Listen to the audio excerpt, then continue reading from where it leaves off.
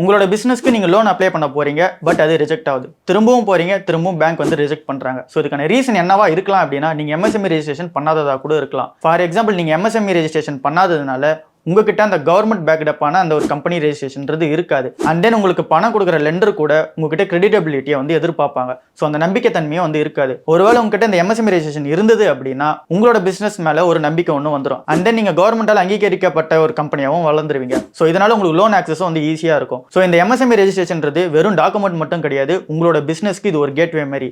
So இதை நீங்க வாங்கிட்டீங்க அப்படின்னா அதுக்கப்புறமேட்டுக்கா ஒரு கீ மாதிரி தான். இந்த கீயை வாங்கிட்டு நீங்க ஓப்பன் பண்ணீங்க அப்படின்னா உங்களுக்கு ஃபினான்ஷியல் சப்போர்ட்டும் சரி, அண்ட் தென் கவர்மெண்ட் பேக் பண்ண ஸ்கீம்ஸும் சரி, உங்களுக்கு எல்லாமே ஈஸியாக கிடைக்கிறதுக்கான சான்சஸ் இருக்கு. ஸோ நம்ம லோன்ஸ்ன்றதை மட்டும் எடுத்துக்கிட்டோம் அப்படின்னா எம்எஸ்எம்இ ரெஜிஸ்ட்ரேஷன் பண்ண கம்பெனிஸ்க்கு கிடைக்கிறத விட நார்மல் கம்பெனிஸ்க்கு கம்மியாக தான் கிடைக்கும். ஸோ உங்களோட பிசினஸ் டர்ன் ஓவருக்கு ஏற்ற மாதிரி ரெஜிஸ்ட்ரேஷன் வந்து பண்ணிக்கிங்க. ஏன்னா இதில் நிறைய வேரியேஷன்ஸ் வந்து இருக்கு. ஸோ இதில் இன்னும் நிறைய டவுட்ஸ் வந்து இருக்கும். என்னோட பிசினஸ் டர்ன் ஓவருக்கு ஏற்ற மாதிரி எப்படி நான் எம்எஸ்எம்இ வந்து ரெஜிஸ்டர் பண்ணுறதுன்னு சொல்லிட்டு. ஸோ அந்த மாதிரி டவுட்ஸ் இருந்துச்சு அப்படின்னா ஸ்க்ரீனில் தெரிய நம்பருக்கு கான்டாக்ட் பண்ணுங்க.